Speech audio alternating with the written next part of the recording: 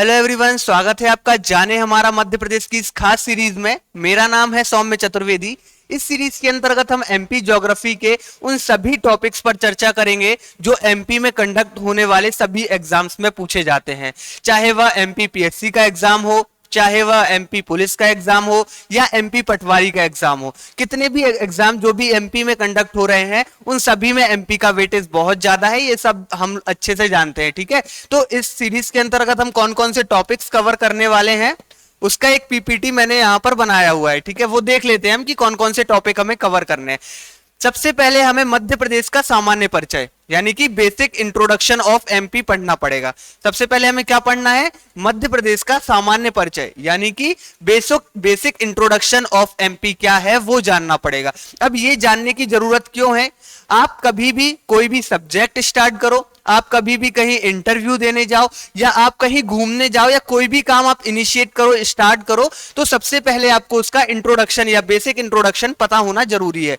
अब सपोज करो कि आप रक्षा एकेडमी में आ रहे हो एक जॉब इंटरव्यू के लिए, तो आप डायरेक्ट ही मत आ जाना कभी या कहीं भी ऐसे डायरेक्ट मत चले जाना। उसके लिए आपको पहले बेसिक नॉलेज होनी चाहिए कि रक्षा एकेडमी किस टाइप का इंस्टीट्यूट है, एजुकेशन प्रोवाइड कराता है, एजुकेशन के अंदर एमपीपीएससी का कोर्स प्रोवाइड कराता है या यूपीएससी का कोर्स प्रोवाइड कराता है। तो ये सारी चीजें हमें जानना जरूरी है। अगर हम बात करें आप कहीं घूमने जा रहे हो तो सबसे पहले आपको ये पता होना चाहिए, अगर आप अमेरिका जा रहे हो तो वहां पर वो इंडिया से कितना दूर है, वहां करेंसी कौन सी चल रही है, सुविधाएं वहां पर कैसी हैं, आपका कितना पैसा खर्च होने वाला है, ये सारी चीजें। तो ऐसे ही एमपी में भी जब हम एमपी स्टार्ट कर रहे हैं तो बेसिक इंट्रोडक्शन, इसमें मध्य प्रदेश की अक्षांशीय स्थिति क्या है, देशांतरीय स्थिति क्या है, कर्क रेखा पर से कौन कौन से जिले होकर गुजरते हैं, या फिर मध्य प्रदेश की सीमा कितने राज्यों को छूती है, वो कौन से जिले हैं जो उत्तर प्रदेश की सीमाओं को छूते हैं, सीमा को छूते हैं।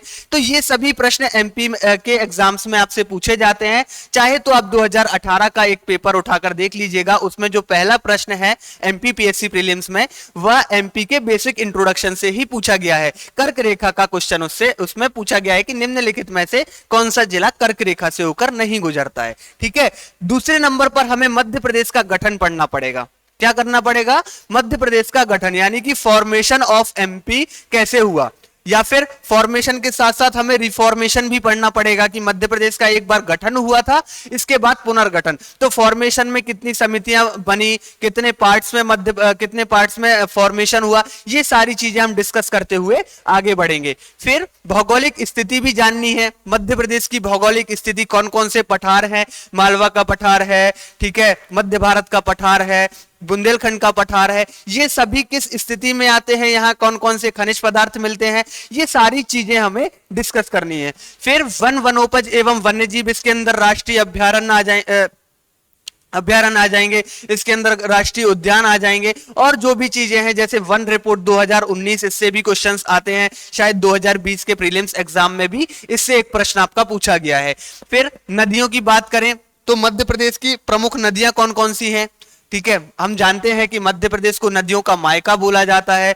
तो अभी 2020 में जो प्रीलिम्स का एग्जाम हुआ रिसेंटली 25 जुलाई को, उसमें 2 प्रश्न या 3 प्रश्न नदियों से पूछे गए हैं, जिसमें 2 जो क्वेश्चंस थे वो चंबल रिवर से थे। तो एक भी प्रश्न नहीं छूटेगा, और मैं कोशिश ये करूंगा कि सारी चीजें आपकी मैप के थ्रू में समझाने की कोशिश करूं, सारी चीजें आपकी अपडेटेड हो, क्योंकि अधिकतर एमपी में जो दिक्कत आती है वो ये आती है कि अपडेटेड आपको डेटा नहीं मिल पाता है, जिस वजह से आप परेशान हो जाते हो कि 16 नगर निगम है या 17 है। ठीक है, तो ये हम कोशिश करेंगे कि आपको सारी चीजें अपडेटेड दे। फिर पर्वत एवं पर्वत श्रृंखलाएं, जलवायु यानी क्लाइमेट, प्राकृतिक एवं खनिज संसाधन मिनरल रिसोर्सेज, ये सारी चीजें देखते हुए आगे बढ़ेंगे। परिवहन, अब परिवहन में एक आप सभी लोग सोचेंगे जो एमपीपीएससी का एग्जाम अभी 2020 में देके आए हैं कि सर परिवहन से एक भी क्वेश्चन नहीं पूछा गया। तो इस बार नहीं पूछा गया, इसका मतलब ये नहीं है कि परिवहन से क्वेश्चन ही नहीं पूछा जाएगा। इसका मतलब यह है कि एक उनकी रिदम चलती है, एक उनका सीक्वेंस चलता है। कभी परिवहन से क्वेश्चन नहीं आता है, तो कभी प्राकृतिक संसाधनों से क्वेश्चन नहीं आता है, तो कभी वन वन उपज वन्य जीव से नहीं आता, तो उसका मतलब ये नहीं है कि वो पूछा नहीं जाएगा। हमें पढ़ना सभी चीजें हैं, नेशनल हाईवे कौन सा बड़ा है कौन सा छोटा है, ये सारी चीजें कवर करते हुए आगे बढ़ेंगे। प्रमुख सिंचाई एवं विद्युत संसाधन, और लास्ट में कृषि पशुपालन एवं कृषि आधारित उद्योग कौन कौन से हैं, ये सभी चीजें डिस्कस करते हुए हम आगे बढ़ेंगे। तो ये आपके 11 टॉपिक यहां पर जो दिख रहे हैं, हो सकता है ये आपके 20 लेक्चर्स में कंप्लीट हो सकता है ये 25 लेक्चर्स में कंप्लीट हो। बाकी आपके सारे लेक्चर्स जो हैं वो एकदम फ्री रहेंगे, कोई भी लेक्चर आपका पेड नहीं होने वाला है। और अगर आप इसकी पीपीटी या इसका नोट्स चाहते हैं, @रक्षा एकेडमी आपको टेलीग्राम चैनल ज्वाइन करना ही पड़ेगा इसके लिए, ठीक है। अब आज का जो टॉपिक है हमारा वो है मध्य प्रदेश का सामान्य परिचय। एक बात और आपसे बोलना चाहूंगा, क्या सिर्फ ये चीजें पढ़ लेने से या क्या सिर्फ नोट्स पढ़ लेने से आप प्रीलिम्स के क्वेश्चन या ऑब्जेक्टिव क्वेश्चन सॉल्व कर पाएंगे? बिल्कुल नहीं कर पाएंगे। जब तक आप ऑब्जेक्टिव क्वेश्चंस की प्रैक्टिस नहीं करेंगे तब तक आप एक भी ऑब्जेक्टिव क्वेश्चन नहीं सॉल्व कर पाएंगे। जब आप ऑब्जेक्टिव क्वेश्चन सॉल्व करने बैठोगे तो आपको कंफ्यूजन बहुत ज्यादा होगी। इसीलिए मैं कोशिश करूंगा कि एमपी के साथ एमपी जैसे ज्योग्राफी के जो भी टॉपिक कंप्लीट होते जाएंगे उन सभी के आपको ऑब्जेक्टिव भी देने की कोशिश करूंगा, ठीक है। जाने अपना मध्य प्रदेश इस सीरीज का नाम है। आप जब भी मध्य प्रदेश का सामान्य परिचय पढ़ते हैं, सबसे पहले आपको एक लाइन लिखी मिलती है, मध्य प्रदेश एक भू आविष्टित राज्य है। मध्य प्रदेश एक भू आविष्टित राज्य है। मध्य प्रदेश कैसा है? भू आविष्टित राज्य है, ठीक है। और साइड में आपको एक डेफिनेशन और मिल जाती है भू आविष्टित की, कि ऐसे राज्य जिनकी सीमा समुद्री सीमा को स्पर्श नहीं करती है उसे हम भू आविष्टित राज्य कहते हैं, ठीक है।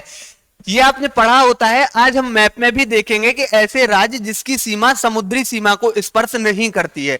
तो मध्य प्रदेश को आप मैप में अगर देखोगे, मैप में मध्य प्रदेश की अवस्थिति देखोगे तो एमपी एक ऐसा राज्य है जिसकी सीमा इस तरफ भी एक समुद्र है और इस तरफ भी एक सी है, ठीक है। दोनों तरफ एक एक सी है, लेकिन किसी की भी सीमा मध्य प्रदेश की सीमा को स्पर्श नहीं कर रही है। इसीलिए हम मध्य प्रदेश को क्या बोलेंगे? इसीलिए हम मध्य प्रदेश को बोलेंगे भू आविष्टित राज्य, ठीक है। मध्य प्रदेश को क्या बोलेंगे? मध्य प्रदेश को भू आविष्टित राज्य बोलेंगे। अब क्या सिर्फ भारत में एक ही ऐसा भू आविष्टित राज्य है जिसकी सीमा समुद्री सीमा को स्पर्श नहीं कर रही है? क्या सिर्फ एक ही ऐसा राज्य है जिसकी सीमा समुद्री सीमा को स्पर्श नहीं कर रही है? नहीं, ऐसे मध्य प्रदेश में टोटल 5 राज्य हैं। ऐसे मध्य प्रदेश में कितने राज्य हैं? टोटल 5 राज्य हैं जिसकी सीमा समुद्री सीमा को स्पर्श नहीं करती है। अब मैप में देखेंगे, हमें खुद से ही समझ में आ जाएगा। क्या है, जब आप प्रैक्टिकल करके पढ़ते हो, जब आप मैप में देख के पढ़ते हो, तो वो चीज आपको एग्जाम में धोखा नहीं देती है, लेकिन आप जो चीज रटते हो वो आपका एग्जाम में साथ कई बार छोड़ जाती है। तो हम मैप के थ्रू देखने की कोशिश करेंगे, ठीक है। अब देखिए, यहां लिखा हुआ है, यहां एक ऐसा स्टेट दिख रहा है। ये स्टेट कौन सा है? ये स्टेट है हरियाणा। कौन सा स्टेट है? हरियाणा। हरियाणा की सीमा इस तरफ भी देखिए समुद्र नहीं है, इस तरफ भी समुद्र नहीं है। अभी इसका एक कॉन्सेप्ट और मैं बताऊंगा। ऐसे 5 राज्य हैं जिसकी सीमा समुद्री सीमा को स्पर्श नहीं कर रही है। एक हरियाणा ऐसा राज्य हो गया, ठीक है। हरियाणा के लिए एक गाना भी बना है, बहुत ज्यादा ट्रेंड में चलता है हमेशा, HR गाड़ी नंबर मतलब हरियाणा बदमाशों का क्षेत्र, ठीक है। रील्स देखी होंगी तो इस गाने को तो आप बहुत अच्छे से जानते होंगे। फिर है मध्य प्रदेश। दूसरे नंबर पर कौन सा राज्य है ऐसा? दूसरे नंबर पर है मध्य प्रदेश। पहला नंबर है हरियाणा का। फिर मध्य प्रदेश से नीचे आते हैं तो छत्तीसगढ़ की भी सीमा किसी भी समुद्र को नहीं छू रही है। इसके बाद यहां पर आ जाओ झारखंड। झारखंड की सीमा किसी समुद्र को लग रही है क्या? नहीं लग रही है। तो झारखंड भी एक ऐसा ही राज्य है जिसकी सीमा किसी भी समुद्री सीमा को स्पर्श नहीं कर रही है। और सबसे लास्ट में तेलंगाना भी एक ऐसा ही राज्य है। तेलंगाना भी एक ऐसा ही राज्य है जिसकी सीमा किसी भी समुद्री सीमा को स्पर्श नहीं कर रही है, ठीक है। 5वां, ये हमने 5 राज्य देख लिए। अब एक चीज आप खुद सोचो, हम हर जगह पढ़ते हैं कि अंतरराष्ट्रीय सीमा को समुद्री सीमा को स्पर्श ना करे। अब ये जो जम्मू कश्मीर है, इस तरफ तो कोई समुद्र नहीं लग रहा है, ये तो किसी समुद्री सीमा को स्पर्श नहीं कर रहा। यहाँ राजस्थान है, राजस्थान भी किसी भी समुद्री सीमा को स्पर्श नहीं कर रहा। इधर उत्तर प्रदेश भी है, उत्तर प्रदेश भी किसी समुद्री सीमा को स्पर्श नहीं कर रहा। फिर इनको लैंडलॉक्ड स्टेट क्यों नहीं बोला गया? इनको भू आविष्ठित राज्य क्यों नहीं बोला गया? तो इसलिए नहीं बोला गया क्योंकि इसकी जो प्रॉपर डेफिनेशन हम देखें तो वो ये हो सकती है कि ऐसे राज्य जिनकी सीमा ना तो समुद्री सीमा को स्पर्श करती है और ना ही अंतरराष्ट्रीय सीमा को स्पर्श करती है, उन्हें हम भू आविष्ठित राज्यों की श्रेणी में रखते हैं। ठीक है, अगर आपका 3 नंबर में ये क्वेश्चन आता है तो आप कंफ्यूज बिल्कुल नहीं होना कि आपको क्या डेफिनेशन लिखना है। आपको जो भी डेफिनेशन अच्छी लगे आप वो लिख देना। बाकी यहां पर अगर प्रैक्टिकल तरीके से देखा जाए तो जम्मू कश्मीर भू आविष्ठित नहीं है क्योंकि इसकी सीमा पाकिस्तान से लग रही है। राजस्थान भी भू आविष्ठित नहीं है क्योंकि इसकी सीमा भी पाकिस्तान से लग रही है। तो ऐसे राज्य जिनकी सीमा ना तो समुद्री सीमा को स्पर्श करे और ना ही जिनकी सीमा अंतरराष्ट्रीय सीमा को स्पर्श करे, उन्हें हम भू आविष्ठित राज्यों की श्रेणी में रखते हैं। अब आपसे ऐसा प्रश्न बन सकता है कि निम्नलिखित में से कौन सा वह राज्य है जिसकी सीमा समुद्री जो एक भू आविष्ठित राज्य नहीं है? ठीक है, तो उसमें आपको ऑप्शन दे देगा, उत्तर प्रदेश भी दे देगा, उत्तर प्रदेश के अलावा और 3 ऑप्शन दे देगा जो भू आविष्ठित राज्य हैं। आप कंफ्यूज हो जाएंगे क्योंकि उत्तर प्रदेश की सीमा जो है वह मध्य प्रदेश से लगती है, तो आपको लगेगा शायद मध्य प्रदेश है तो उत्तर प्रदेश भी होगा, लेकिन ऐसा नहीं है। उत्तर प्रदेश एक भू आविष्ठित राज्य नहीं है। या राजस्थान भी आपको ऑप्शन दे सकता है, कोई भी ऑप्शन दे सकता है, गुजरात भी दे सकता है। आपको सही उत्तर का चुनाव वहां पर करना पड़ेगा। अब देखिए, आपने पॉलिटी में पढ़ा होगा राज्य के कितने अंग होते हैं? राज्य के 4 अंग होते हैं। 4 अंग में से जो सबसे पहला अंग होता है राज्य का, वो सबसे पहला अंग होता है क्षेत्रफल। ठीक है, कोई भी राज्य के बनने में उसके 4 अंग निर्भर करते हैं, 4 तत्व होते हैं राज्य के। एक क्षेत्रफल होता है, दूसरे नंबर पर जनसंख्या होती है, फिर राज्य की सरकार होती है और सबसे लास्ट में राज्य संप्रभु होना चाहिए। कोई भी जगह है वो संप्रभु होनी चाहिए। तो राज्य के 4 अंग हैं, 4 में से पहला है जो क्षेत्रफल है। तो क्षेत्रफल यानी कि इस जगह का, जहां मध्य प्रदेश है उस जगह का कुछ ना कुछ एरिया होगा, इधर का कुछ ना कुछ क्षेत्रफल जरूर होगा। तो इस पर्टिकुलर एरिया का क्षेत्रफल है, ये पर्टिकुलर एरिया का क्षेत्रफल कितना है? 3,08,252 वर्ग किलोमीटर। मध्य प्रदेश का क्षेत्रफल कितना है? 3,08,252 वर्ग किलोमीटर। मैं इसीलिए स्लो पढ़ा रहा हूं, हर चीज अच्छे से बताने की कोशिश कर रहा हूं क्योंकि मैं ये मानकर चल रहा हूं कि आप में से काफी सारे ऐसे लोग हैं जो एमपी पहली बार पढ़ रहे होंगे, एमपी का लेक्चर पहली बार पढ़ रहे होंगे, एमपी देखना पहली बार स्टार्ट करी होगी, कंपटीशन की प्रिपरेशन पहली बार की होगी। तो उन सभी को साथ में लेकर हमें चलना है। इसी वजह से मैं बिल्कुल स्लो, आप चाहे तो स्पीड बढ़ाकर भी इसको देख सकते हैं। ठीक है, तो मध्य प्रदेश का क्षेत्रफल कितना है? मध्य प्रदेश का क्षेत्रफल है 3,08,252 वर्ग किलोमीटर। लेकिन कहीं कहीं आपको मध्य प्रदेश का क्षेत्रफल 3,08,247 वर्ग किलोमीटर मिल जाता है। अब इसका क्या रीजन है? 3,08,247 वर्ग किलोमीटर मिल जाता है। इसका रीजन ये है कि यहां पर जो किरार घाटी वाला विवाद चल रहा है, इस वजह से जो 5 किलोमीटर का डिफरेंस आता है वो आ जाता है। अब अगर आपको एग्जाम में ऑप्शन 3,08,252 ना मिले तो 3,08,247 आंसर होगा, और अगर मिलता है तो यूनिवर्सल आंसर जो है वो 3,08,252 वर्ग किलोमीटर ही है। अब इस पूरे इंडिया के क्षेत्रफल को, भारत के क्षेत्रफल को 100% मान लिया जाए। कितना मान लिया जाए? 100% मान लिया जाए। तो इस पर्टिकुलर एरिया का कितना होगा? इसका कितना होगा क्षेत्रफल? जितने एमपी कितने परसेंट हिस्से को घेरे हुए है? तो 9.38%। ठीक है, क्षेत्रफल आपसे पूछे ना पूछे वो अलग बात है, लेकिन यह प्रश्न जरूर आपसे पूछा जाता है कि मध्य प्रदेश का क्षेत्रफल भारत के क्षेत्रफल का कितने प्रतिशत है। ठीक है, मध्य प्रदेश का क्षेत्रफल भारत के क्षेत्रफल का कितने प्रतिशत है? जो उसका सही आंसर होगा वो होगा 9.38%। यानी कि अगर इंडिया के क्षेत्रफल को 100% मान लिया जाए तो भारत का क्षेत्रफल कितना? भारत का क्षेत्रफल होगा एमपी का क्षेत्रफल कितना होगा? 9.38%। क्षेत्रफल देख लिया।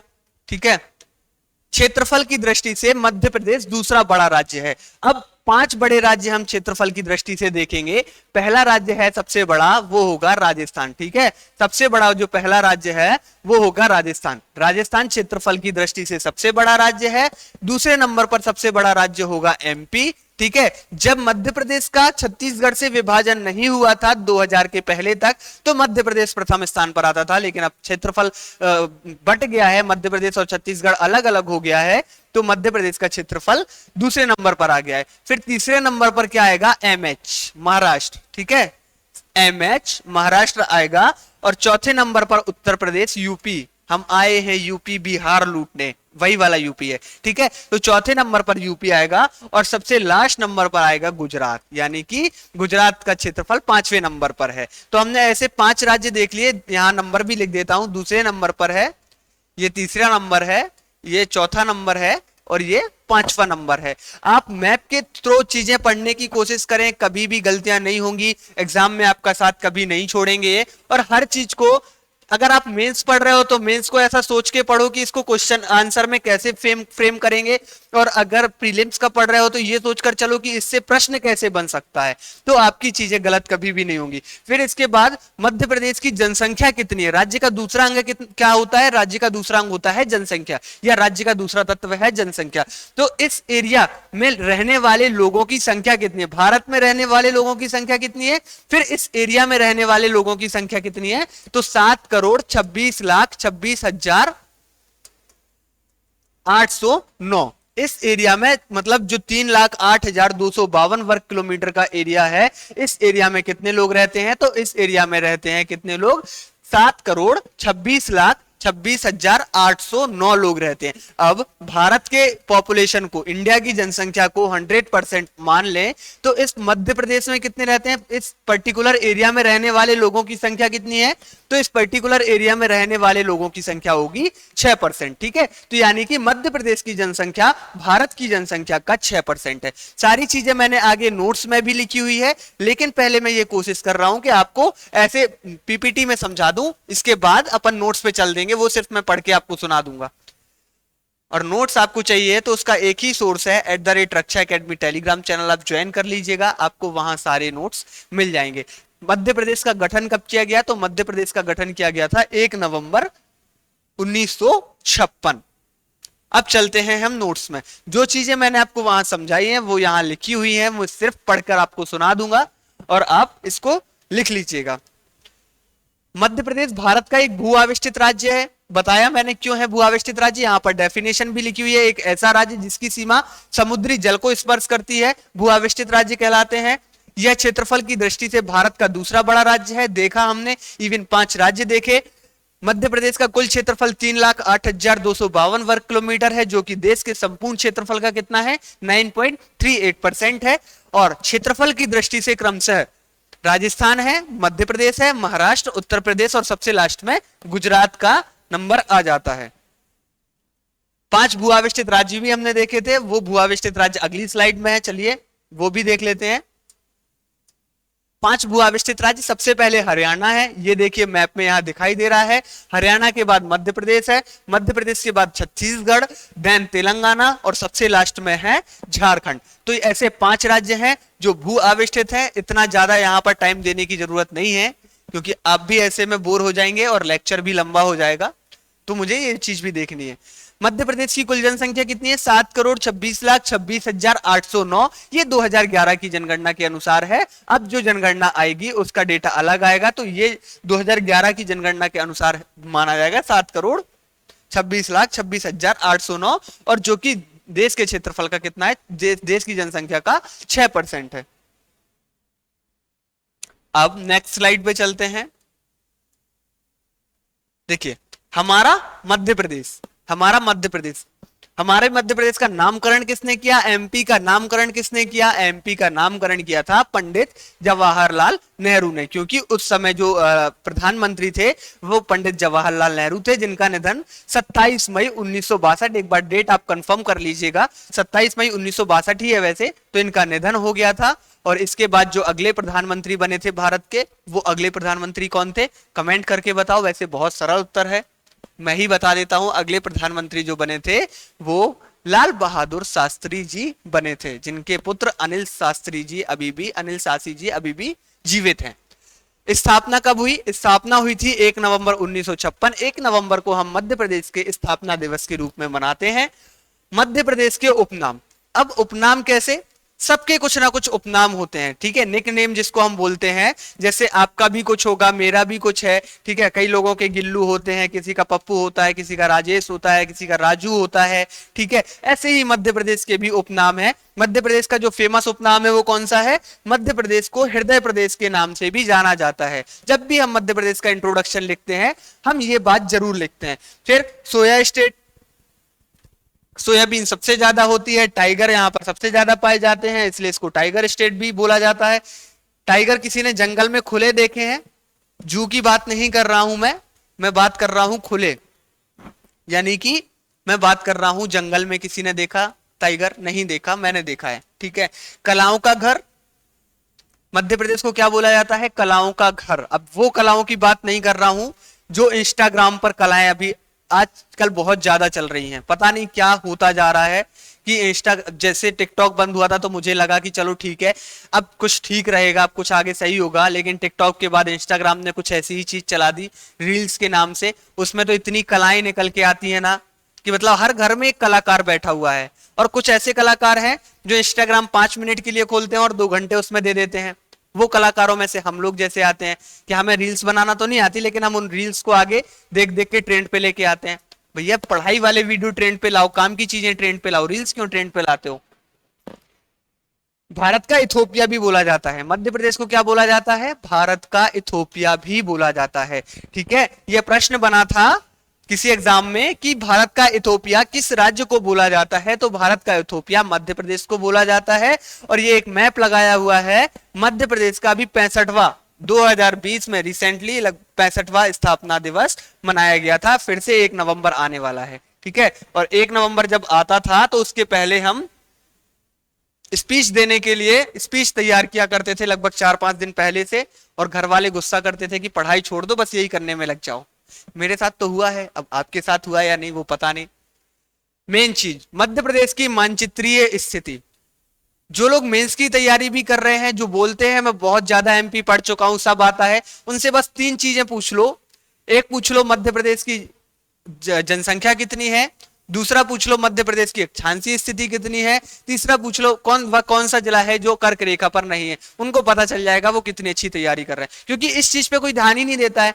लगता है बेसिक इंट्रोडक्शन है, सबको आता है, लेकिन नहीं, ये चीज सबसे इंपॉर्टेंट है। एग्जाम में क्वेश्चन भी पूछा जाता है, चाहे वह प्रीलिम्स हो, चाहे वह मेंस हो, चाहे एमपी पुलिस हो या फिर एमपी पटवारी हो, कोई भी एग्जाम हो, सब में इससे प्रश्न पूछा जाता है। तो मध्य प्रदेश की अक्षांशीय स्थिति देख लेते हैं। एक चीज हर जगह आपने पढ़ा है उत्तरी अक्षांश और पूर्वी देशांतर। आपने क्या पढ़ा है? उत्तरी अक्षांश और पूर्वी देशांतर, ठीक है।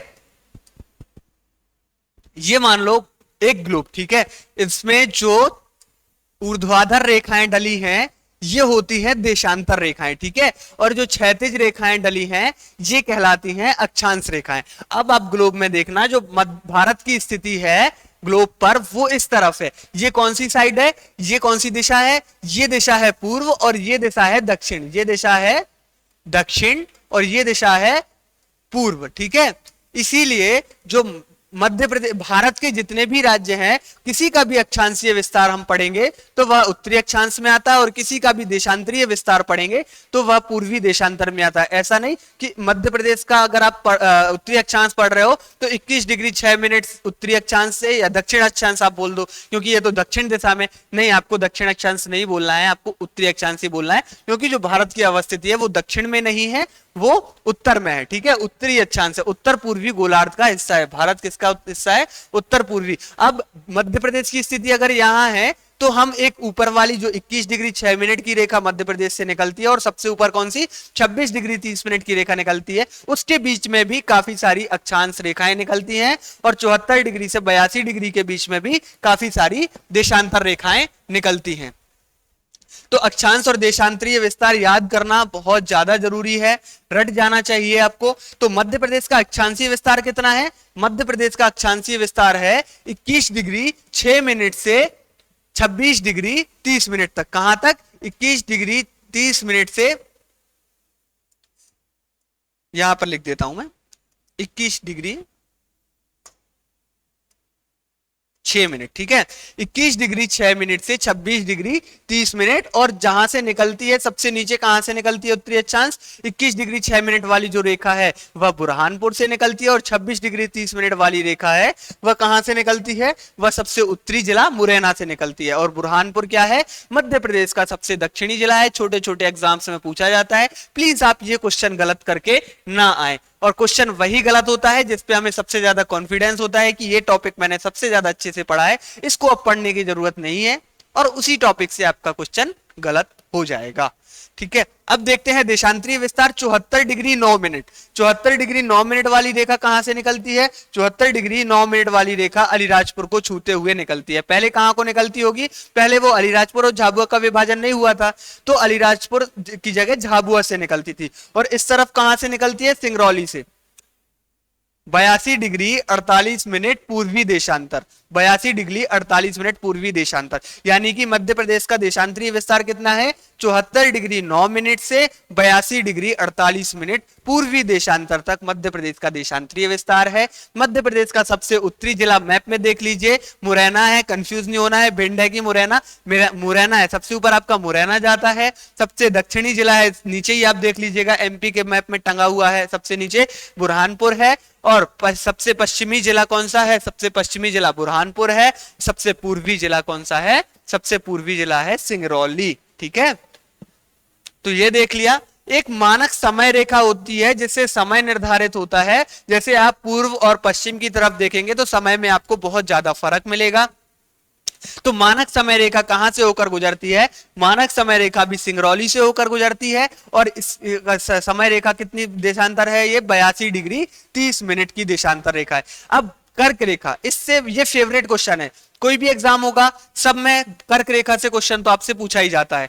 कर्क रेखा कितने राज्यों से होकर गुजरती है, तो कर्क रेखा 40 राज्यों से होकर गुजरती है। कितने राज्यों से होकर गुजरती है, 14 राज्यों से होकर गुजरती है। कर्क रेखा कितने राज्यों से होकर गुजरती है, 14 राज्यों से। और वो 14 राज्य कौन कौन से हैं, मैप में दिख रहे होंगे, जहां से ये रेड लाइन गई है ये कर्क रेखा गई है, ठीक है। रतलाम है, रतलाम के बाद उज्जैन, आगरमालवा, राजगढ़, सीहोर, भोपाल, विदिशा, रायसेन, सागर, दमोह, जबलपुर, कटनी, उमरिया और शहडोल, ठीक है। ये 14 ऐसे राज्य हैं जो कर्क रेखा पर बसे हुए हैं। और प्रश्न आपसे पूछा जाएगा, निम्नलिखित में से कौन सा 14 ऐसे जिले हैं जो कर्क रेखा पर बसे हुए हैं, निम्नलिखित में से कौन सा जिला जो है वो कर्क रेखा पर नहीं है। तो उसका सीधा सा उत्तर क्या होगा, उसका सीधा सा उत्तर जो आपने 14 जिले पढ़े हैं वह 14 जिले नहीं होने चाहिए। अगर मैंने राज्य बोल दिया होगा तो वो फ्लो में बोल दिया है, माफ कीजिएगा, वो जिले ही बोलना थे मुझे, ठीक है। छोटी मोटी चीजें माइंड ना किया कीजिए, क्योंकि मैं भी एक ह्यूमन हूं, मेरा भी ह्यूमन माइंड है, जीप कभी कभी स्किप हो जाती है, तो छोटी छोटी चीजें होती रहती हैं। अब हम ये सिर्फ पढ़ेंगे। मानचित्रीय स्थिति देख ली हमने, देशांतरीय स्थिति देख ली। आईएसटी भारतीय मानक समय रेखा सिंगरौली जिले से होकर गुजरती है, कहां से, सिंगरौली जिले से होकर गुजरती है। और 82 डिग्री 30 मिनट की ये रेखा है। कर्क रेखा पश्चिम से पूर्व की ओर क्रम, रतलाम, उज्जैन, ये सब मैंने बता ही दिया। रतलाम, उज्जैन, आगरमालवा, राजगढ़, विदिशा, भोपाल, सीहोर, रायसेन, सागर, सागर के बाद कटनी, दमोह और जबलपुर, शहडोल, उमरिया। देख लिया ना, ये नोट कर लेना। ये चीज आपको कहां मिलेगी, ये चीज आपको मिलेगी @रक्षा एकेडमी के टेलीग्राम चैनल पर। इसके अलावा रक्षा एकेडमी के यूट्यूब चैनल पर आपको इसका वीडियो मिलेगा। आप बस साथ बने रहिए, इसको शेयर कीजिए, सब्सक्राइब कीजिए। उसका रीजन ये है कि शेयर और सब्सक्राइब करने से हम लोगों को पैसे नहीं मिलते, लेकिन हम लोगों का एक मोटिवेशन बढ़ता है कि आप लोगों को वो चीज पसंद आ रही है, हम जिस पथ पर चल रहे हैं वो पथ सही है, उससे एक ये कंफर्मेशन आ जाता है। अब उत्तर से दक्षिण की ओर लंबाई कितनी है, पूर्व से पश्चिम की ओर लंबाई कितनी है, कंफ्यूजन हो जाता है 870 और 605 में। कंफ्यूजन बिल्कुल नहीं है। उत्तर से दक्षिण की ओर आप मैप देख लीजिएगा, आपको कमी दिखाई, लंबाई कम दिखाई देगी, और पूर्व से पश्चिम की ओर आपको लंबाई ज्यादा दिखाई देगी। कंफ्यूज बिल्कुल मत होना। तो उत्तर से दक्षिण की ओर लंबाई कितनी है, उत्तर से दक्षिण की ओर लंबाई है 605 किलोमीटर, ठीक है। 605 किलोमीटर उत्तर से दक्षिण की ओर है। और पूर्व से पश्चिम की ओर लंबाई कितनी है, पूर्व से पश्चिम की ओर लंबाई है 870 किलोमीटर। मैंने इसका लिखा भी हुआ है कि उत्तर से दक्षिण की ओर लंबाई 605, पूर्व से पश्चिम की ओर लंबाई 870 किलोमीटर। दक्षिणी जिला बुरहानपुर, पूर्वी जिला सिंगरौली, पश्चिमी जिला अलीराजपुर और उत्तरी जिला मुरैना। ये सारी चीजों में बार बार पढ़ के टाइम स्पेंड नहीं करेंगे, टाइम पास नहीं करना है बिल्कुल भी। आप भी मत किया कीजिए, अगर कोई भी वीडियो आपको ऐसा लग रहा है कि आपको उसमें बढ़ाकर स्पीड बढ़ाकर देखना है तो आप उसको स्पीड बढ़ाकर देखा करो, क्योंकि इतना टाइम नहीं है कि आप सारे वीडियो 1 घंटे का 1 घंटे में ही देखो। 1 घंटे का कोशिश करो कि 45 मिनट में वो वीडियो आपका खत्म हो जाना चाहिए। सीमाएं, मध्य प्रदेश की सीमा किन किन राज्यों को छूती है, कौन कौन से वो जिले हैं जो दूसरी राज्यों की सीमाओं को छूते हैं, यह प्रश्न अधिकांश आपसे पूछा जाता है। आज हम देखेंगे मध्य प्रदेश की सर्वाधिक सीमा उत्तर प्रदेश को छूती है। आप देख लीजिए यहां सबसे ज्यादा सीमा, ठीक है, सबसे ज्यादा सीमा किसको, उत्तर प्रदेश राज्य को छूती है। उत्तर प्रदेश राज्य को कितने जिले छूते हैं मध्य प्रदेश के, तो 13 जिले उत्तर प्रदेश को छूते हैं। मध्य प्रदेश की न्यूनतम सीमा गुजरात राज्य को छूती है। न्यूनतम सीमा किसको छूती है, गुजरात राज्य को। यहां देख लीजिए 2 ही ऐसे जिले हैं जो गुजरात राज्य की सीमा को छू रहे हैं। फिर 18 जिले ऐसे हैं जो किसी भी राज्य की सीमाओं को नहीं छूते हैं। 18 जिले कैसे हैं जो किसी भी राज्य की सीमाओं को नहीं छूते हैं। मैंने जिलों के नाम लिखे हैं, पढ़कर नहीं बताऊंगा। अलीराजपुर और झाबुआ ऐसे जिले हैं जो गुजरात को छू रहे हैं, लेकिन उत्तर प्रदेश के जिले 13 हैं, वो आप खुद ही पढ़ लीजिएगा। अब राजकीय चिन्ह आप रटते हो 24 स्तूप आकृति, 24 स्तूप आकृति। बरगद के पेड़ के नीचे एक अशोक स्तंभ है, बरगद के पेड़ के नीचे एक अशोक स्तंभ है। आपको जो भी चीज समझ में ना आए, जो भी चीज आपको रटने जैसी लगे, हर चीज की इमेज आपको गूगल पर मिल जाएगी। आपको कोई भी चीज समझ में नहीं आती है, उसकी गूगल पर इमेज आप देख लिया कीजिए। तो 24 स्तूप आकृति के अंदर एक वृत्त है, ये देखिए मैंने इमेज डाला है, 24 स्तूप आकृति है एक, इसके अंदर एक वृत्त आपको दिखाई दे रहा है और गेहूं एवं धान की बालियां हैं, ये गेहूं और धान की बालियां आपको दिखाई दे रही होंगी।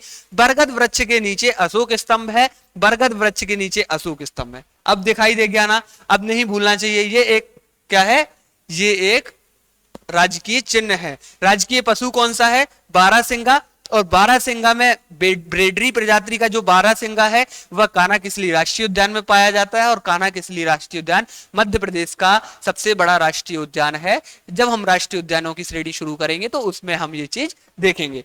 बारहसिंगा एक हिरण की प्रजाति है और इसको दलदल का मृग कहा जाता है। बारहसिंगा को क्या बोला जाता है, बारहसिंगा को दलदल के मृग के नाम से जाना जाता है। छोटी छोटी चीजें हैं। बारहसिंगा का मैंने यहाँ एक चित्र भी डाला हुआ है। अभी स्लो स्लो चल रहे हैं, जैसे जैसे आगे बढ़ेंगे स्पीड पकड़ेंगे। बिल्कुल परेशान नहीं होना कि सर हो पाएगा कि नहीं हो पाएगा, सारी चीजें आपको मिल जाएंगी।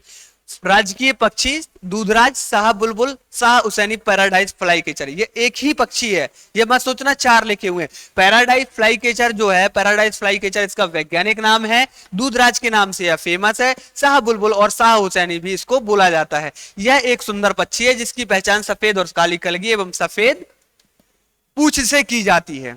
ये मैंने सिर्फ इसलिए लिख दिया कि थोड़ा कम कम सा कंटेंट लग रहा था, तो मैंने सोचा इसमें और कुछ ऐड कर देना चाहिए। ये कभी नहीं एग्जाम में पूछा जाएगा, राजकीय पक्षी पूछा जाएगा और सबसे ज्यादा जो पूछा जाता है वो वैज्ञानिक नाम आपसे पूछा जाएगा। निश्चित आयु होने पर यह शरीर का रंग बदल लेती है। राजकीय पुष्प कौन सा है, सफेद लिली। राजकीय पुष्प कौन सा है, सफेद लिली। इसका इमेज ऐसा डला हुआ है। खुद के अंदर एक जिज्ञासा हो चीजें देखने की और चीजें जानने की, सारी चीजों के आपको रास्ते मिल जाएंगे। पढ़ने की जिज्ञासा है ना, तो आपको खुद ब खुद आपको लगेगा कि मैप के थ्रू पढ़ना चाहिए, फिर लगेगा यार कि मैप के थ्रू तो पढ़ लिया, फिर इसके बाद आप इमेज सर्च करना चालू करोगे, तो इमेज ऐसे ऐसे एक जिज्ञासा होनी चाहिए पढ़ने की। फिर गहरी एक प्रकार का शाखीय पौधा है, तना काफी ऊंचा होता है और गहरी दोमट एवं सिंचित मिट्टी की आवश्यकता इसको होती है। ये भी नहीं पूछा जाता है, ज्यादा से ज्यादा आपसे पूछेगा तो राजकीय पुष्प का नाम पूछेगा, वो भी छोटे छोटे एग्जाम्स में पूछा जाता है, लेकिन राजकीय पक्षी का वैज्ञानिक नाम हर एक बड़े एग्जाम में आपसे पूछा जाएगा। राजकीय वृक्ष कौन सा है, बरगद, और बरगद का नाम क्या है, फाइकस वैन गैलेंसिस। बरगद का वैज्ञानिक नाम क्या है, बरगद का वैज्ञानिक नाम है फाइकस वैन गैलेंसिस। ठीक है, फिर इसके बाद राजकीय खेल मलखंभ है। मलखंभ कुछ इस टाइप से खेला जाता है, देख लीजिए मलखंभ कैसे खेला जाता है। ऐसे एक बीच में प्लर होता है, उस पर लड़के टंगे होते हैं बच्चे। राजकीय मछली गोल्डन फिश, महासीर या गोल्डन फिश इसको बोलते हैं। ठीक है, गोल्डन फिश ये दिखाई दे रही है। राजकीय लोक नृत्य राई है। राई अधिकतर बुंदेलखंड में होता है, देखा है मैंने, तो आप लोग भी सर्च कर लीजिएगा यूट्यूब पर, वो आपको राई देखने को मिल जाएगा। राजकीय फसल सोयाबीन है और ग्लाइसिन मैक्स सोयाबीन का वैज्ञानिक नाम या रासायनिक नाम है। ये चीज आपसे, सोयाबीन का वैज्ञानिक और रासायनिक नाम आपसे पूछा जाता है। सोयाबीन का पूछा जाएगा आपसे नाम, ग्लाइसिन मैक्स है, इसको याद कर लीजिएगा।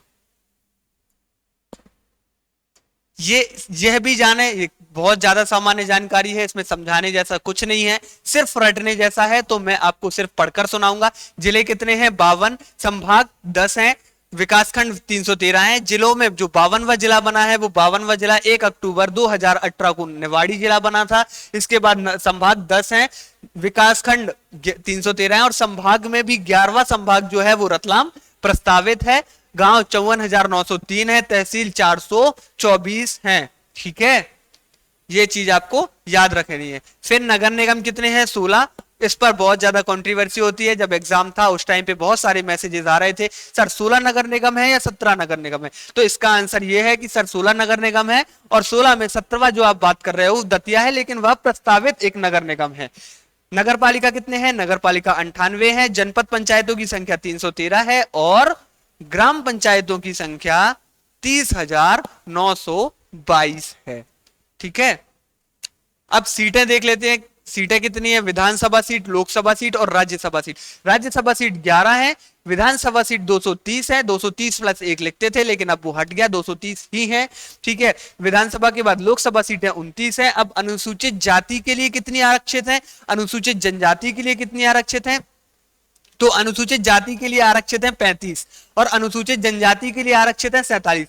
आप लोगों को कंफ्यूजन होता है, सर जाति और जनजाति में से किसके लिए ज्यादा है? तो हमेशा याद रखना, जनजातियों को रिजर्वेशन ज्यादा मिलता है, उनके लिए सीट्स आपको हर जगह ज्यादा मिलेंगी, और जाति को रिजर्वेशन कम मिलता है, शेड्यूल कास्ट को रिजर्वेशन कम मिलता है, तो इसके लिए उनकी सीटें भी हमेशा कम ही मिलेंगी। तो 35 और 47 सीटें हो गई। फिर अनारक्षित सीटें 148 है। अनारक्षित का मतलब ये कतई नहीं होता कि उस पर सिर्फ जनरल कैटेगरी का ही हक है। इसका मतलब होता है अनारक्षित, जो रक्षित ना हो, उस पर कोई भी इलेक्शन लड़ सकता है, फाइट कर सकता है, चाहे वह जनरल कैटेगरी का हो, चाहे ओबीसी कैटेगरी का हो, चाहे एससी और एसटी कैटेगरी का हो। यानी कि एससी एसटी के लिए ये सीटें तो रिजर्व है ही, इसके अलावा वो लोग इन सीटों पर भी इलेक्शन फाइट कर सकते हैं। लोकसभा सीट 29। ठीक है, अनुसूचित जाति के लिए 4 सीटें हैं, और जनजाति के लिए कितनी सीटें हैं? जनजाति के लिए 6 सीटें हैं। और अनारक्षित सीटें, यहां पर अनारक्षित कर लीजिएगा, हो जाती है मिस्टेक। अनारक्षित सीटें 16 हैं। अनुसूचित जाति के लिए और जनजाति के लिए कौन कौन से क्षेत्र आरक्षित हैं? तो भिंड, टीकमगढ़, उज्जैन और देवास अनुसूचित जाति के लिए, और अनुसूचित जनजाति के लिए हैं झाबुआ, धार, खरगोन, बैतूल, मंडला और शहडोल। देखिए, ये पीपीटी मैं आपको प्रोवाइड करा दूंगा, नो डाउट मिल जाएगी आपको, लेकिन कोशिश ये करना है अपन को कि जितनी ज्यादा से ज्यादा चीजें हो वो आप कॉपी पेन खुद के कॉपी पर लिखें, यानी कि आप खुद से ही नोट्स बनाएं, क्योंकि पीपीटी वाले नोट्स, प्रिंट आउट वाले नोट्स आपको तब पढ़ने में बहुत ज्यादा दिक्कत जाती है जब एग्जाम के 10 दिन बचते हैं, मन नहीं लगता उनको पढ़ने में। लेकिन हैंड रिटन जो नोट्स रहते हैं, जो आपने खुद ब्लू और ब्लैक पेन से बनाए होते हैं, वो नोट्स आपका हमेशा साथ देते हैं। तो कोशिश कीजिएगा, मैं ये दे तो दूंगा लेकिन वो आप खुद से भी नोट करो। एक सेकेंड, ठीक है, आज का लेक्चर यही खत्म होता है। थैंक यू सभी को। और जो भी गलतियां हो रही हो, जो भी आपको छोटी मोटी मिस्टेक लग रही हो कि सर यहाँ पर ये शब्द गलत लिखा हुआ है, सर यहाँ पर ये चीज गलत है, प्लीज आप कमेंट करके बता दीजिएगा, क्योंकि ह्यूमन माइंड है, ह्यूमन हूं मैं भी, एक इंसान ही हूं, कोई ना कोई गलती हो जाती है, तो उसके लिए क्षमा करें। जय हिंद, जय भारत।